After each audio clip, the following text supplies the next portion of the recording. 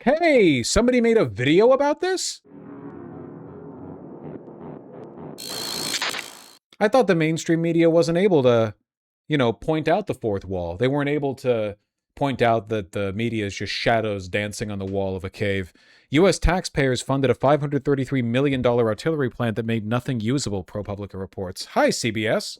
The Trump administration is pushing Congress to increase the defense budget from $1 trillion annually to $1.5 trillion. As lawmakers debate... At least that would keep U.S. Pentagon spending above our yearly interest payments for at least one more year.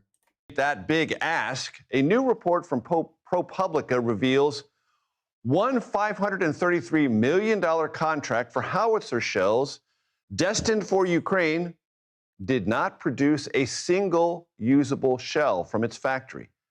$500 million up in smoke, as you will hear, literally up in smoke. Thus far, no accountability or repayment.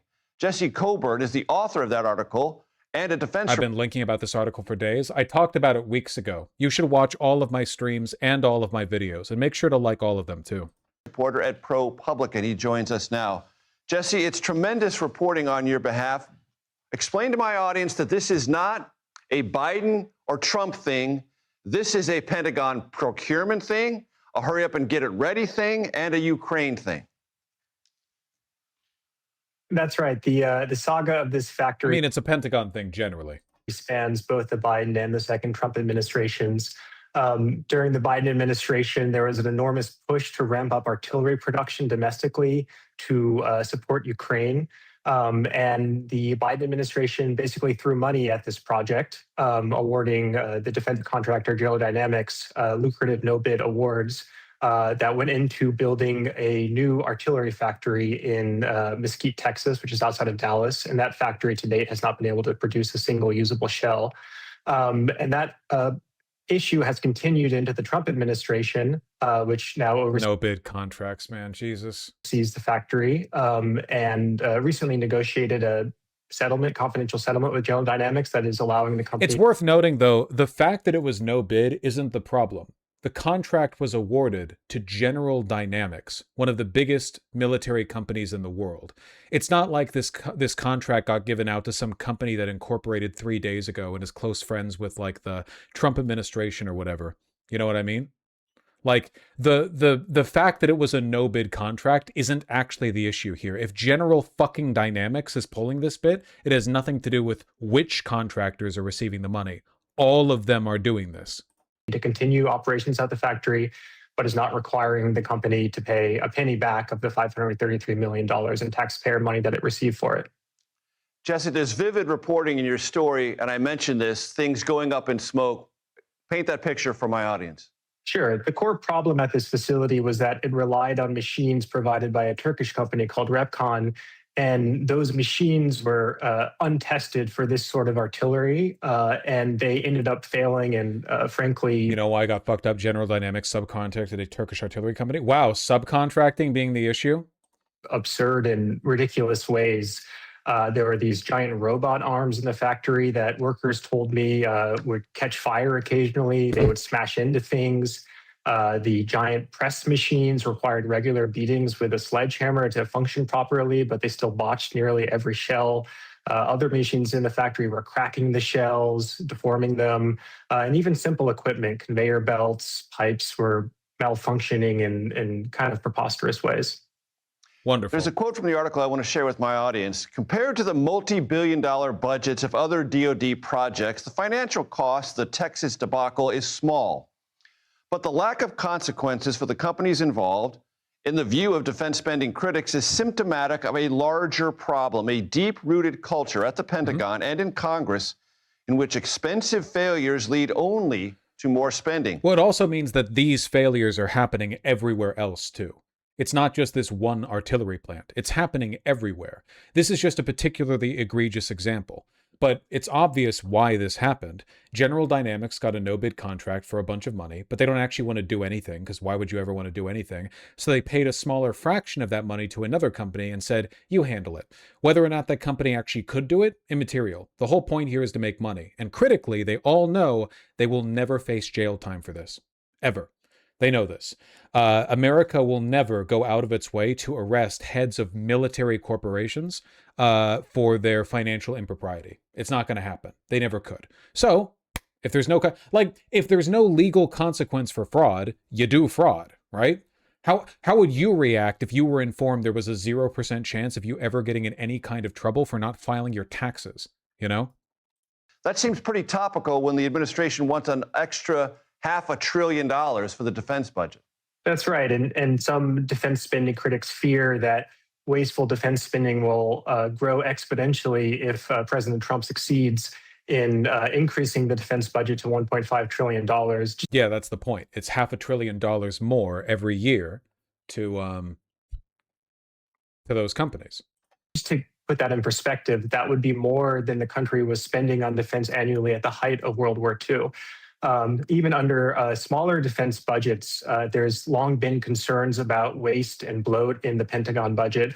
So the idea that the budget could rise even higher has some concern that failures like this Texas factory could have more of them to come. And there was an Inspector General report that helped form the basis of some of your reporting, but you described it as tepid. Has there been anyone that you've encountered that's sort of pounding on a desk saying, this is an outrage, we need to do something about this? No, not really. Yeah, because this is the point. The system is working as intended.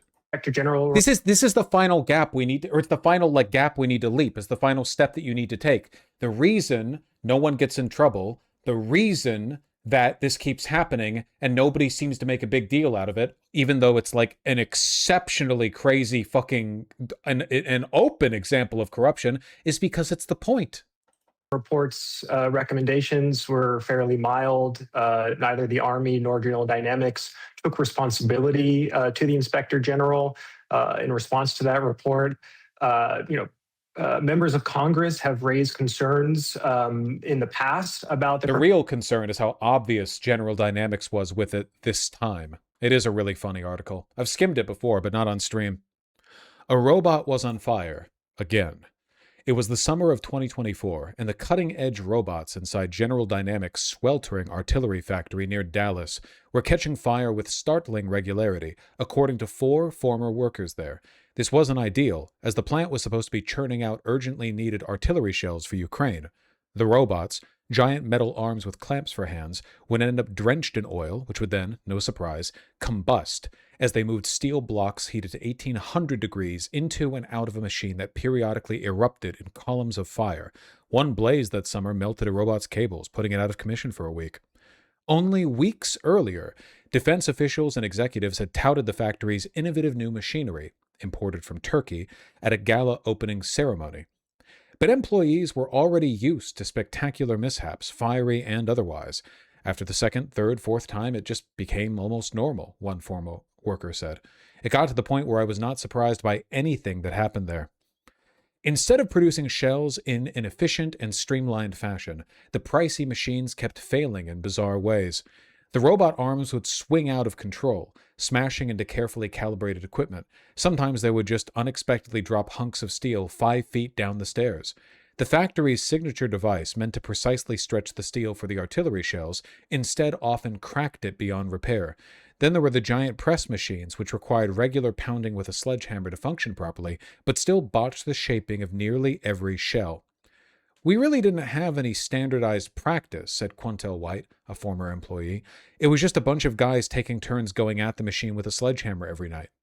To workers, even the factory buildings themselves came to feel doomed, with acrid smoke hanging in 100-degree heat over foundations sinking into the earth. The situation never improved. The U.S. Army, which funded the factory, ordered work halted on 2 of its 3 production lines in August 2025. By then, General Dynamics had blown 8 deadlines. Work on the 3rd production line continued, but the facility never produced a single usable shell. The fiasco cost American taxpayers $533 million, according to the Army, but the Army has not held General Dynamics or a key Turkish subcontractor, which provided the factory's much-hyped but little-proven equipment, publicly accountable for its failures, nor has it made General Dynamics pay a penny back. Just the opposite. General Dynamics, one of the world's largest defense companies, has been showered with new contracts, continuing its track record as one of the greatest beneficiaries of Pentagon spending. The company is still in charge of the factory. It has recently announced it will fix things there by bringing in another much hyped but little proven technology. Yay. I wonder what the relationship is between General Dynamics and that Turkish subcontractor. As for General Dynamics, it has given no public explanation whatsoever. The company has said that it, quote, met or exceeded requirements, according to the Inspector General report. They declined an interview request from ProPublica. No accountability. Pretty cool, right? Keep in mind, this is for artillery shells. Like, we were producing these a century ago. The 150mm shell has been a military workhorse for a century, owing to its simple, lethal power. A century ago. We can't make them today. That's not a joke. By 2022, General Dynamics was the only producer of 155mm metal shell bodies in the country, mainly in a century-old factory in Scranton, Pennsylvania. It's not a joke. It's actually lost technology. This was our first real attempt to bring back 155mm artillery shell production, something that we did like in World War I, and it has not produced a single shell. We have a working plant? Yes, from 1 century ago. Ukraine stronger than America. Isn't that something, man? Financialization rots everything that it touches. Yeah. The manufacturer I used to work at has machines made in Scranton. My machines are like 60 plus years old. I think that like over time, more and more people are going to have to accept that the long discussed meme of we've forgotten how to build it is actually very real. It's like actually shockingly real. If you go into basically any American manufacturing, any sub-industry, it is basically the same story every time. Everything we produce now is worse than things that we used to produce, and in many cases, it is not technically or legally possible for us to produce the older versions. Pretty grim. We have more billionaires, though? We do have more billionaires now than we used to. My point about the working plant is that we chose not to replicate their methods, but do some dumbass new venture capital bloat nonsense and charge the DoD like 50 times the price for it. Well, yeah, look at like literally every industry. Look at every appliance you have in your kitchen. Look at everything everywhere. Basically, everything new we build is just a way of scamming people. They're very rarely better than the old things. We produced basically the best version of almost every appliance we have in our house like half a century ago, you know? It is what Marx predicted, the tendency for the rate of profit to fall. Capitalism has an initial early drive towards innovation because there is genuine competition, often local, cutthroat. Not to say that anti-competitive practices weren't in place a century ago, but by and large, there was an underlying capitalistic influence towards competition. There was a push there. And for the most part, consumers did get better products. But after a point, eventually, there is a tapering off or a tendency for the rate of profit to fall. You can't keep selling people the same chairs, right? If everyone got a toaster that worked for a century, no one would buy toasters anymore. You just pass down the ones that you use to your kids. So things have to be made worse. Or things have to be made equal and more complicated for much more money. That's why there was that light bulb conspiracy. Well, that one's a little bit complicated. There's an element there of manufactured obsolescence, and then there's an element of like regulatory influence. But both are a factor. Technology Connections has a good video about heirloom toasters. Man, I mean the recent Technology Connection video about ceiling fans, that like he was like, dog, ceiling fans are actually really fucking useful. Here's a $1,400 one that is exactly the same as how it was built over a century ago. Crazy, right? Everything today is just a worse version of what it used to be. I know about this with regards to clothing, certainly, but it goes into basically every element of life.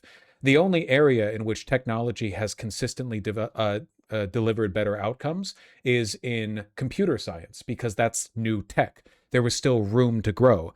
Televisions, computers, anything with, microchips or whatever, have actually rapidly improved. But now we're over the hill. TVs haven't improved in a while. I guarantee you that a decade from now, they're going to be more expensive and worse than they are today. Right now, we're experiencing the first big decline in computer technology, right? 5 years ago, better computer technology was available for less money. Now, if you want to build your own computer, you'd better be pretty damn wealthy. We've run up against the wall, past the point innovation no longer drives profits. Hmm? iPhones basically haven't changed in the past decade. Yeah.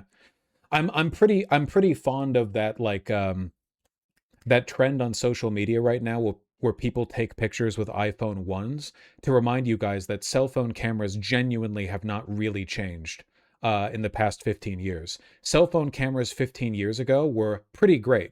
In fact, oftentimes the reason why your pictures look bad is because of deliberate Apple enforced post processing that makes them work in very specific situations, but not broadly. Movies looked better decades ago than they do today, not because the technology hasn't improved, but because the filmmakers insist on using obscenely overpriced digital cameras and then not tweak the post processing. Da-dee-da-dee-da. Genuinely, is there a point in improving renewable generation? Renewable generation? You mean like solar? If governments refuse to implement it? I'm not sure what you mean. Governments aren't the ones implementing it. You mean, what's the point in developing better technology if it doesn't get wide like use? The more people know about better technology, the more it can be applied after all this is blown over. Like, let me put it this way, we may not be implementing solar tech as much as we need to right now, but we are still implementing it. And after like whatever inevitable collapse takes place, trust me, you're going to want people who know how to implement solar tech. Like, the drive towards the implementation of solar technology might not be sufficient right now, but it has driven the cost of solar cells down 1,000 times over the past few decades. And that technological improvement will persist after, the happening happens, right? Like, we've made solar technology so much better. So, say society collapses. You think in the future they're not going to want that? All over the world, thousands, tens of thousands of people know how to produce at scale extremely cheap solar panels. If everything goes to shit, you're going to want those people to be around. You're going to want that knowledge accessible and available. Trust me, the knowledge of how to make a good piece of furniture doesn't go away just because everyone wants to buy IKEA. You know? It's good to have that underlying knowledge. The Pentagon spent 500 million to produce jack shit, and nobody is getting arrested. It's not about wanting it, it's about having the tools to do it, which we won't have because of collapse. I disagree. I think that we might actually have an easier time producing the stuff we need post-collapse than right now. Here's an example. The only place in America making 155mm shells is in a factory that was made over a century ago. We tried making a new factory to produce them, and it was all stupid bullshit. The technology is less important than the incentives that we follow in order to produce it. And right now, the incentives are all fucked up. The underlying technology is almost immaterial. We could produce 155mm artillery shells if we wanted to. We literally have known how to for over a century. But the incentive isn't to produce them. It's to steal money from taxpayers. I don't think there's going to be that level of rent seeking, after things really go to shit.